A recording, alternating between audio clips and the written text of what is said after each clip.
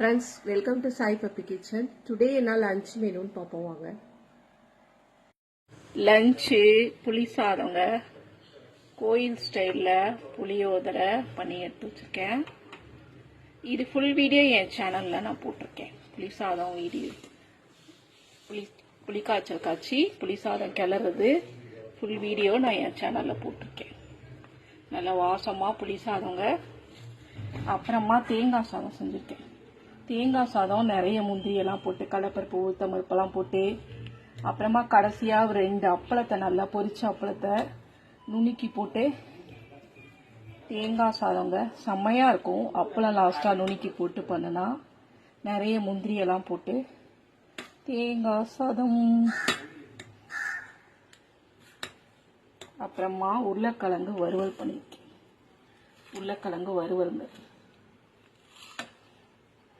அப்புறமா குடல் வடகம் பொரிச்சு எடுத்து வச்சிருக்கேன். போட்டி வடகம். இவ்வளோதாங்க இன்னைக்கு என்னோட சிம்பிளான லஞ்சு.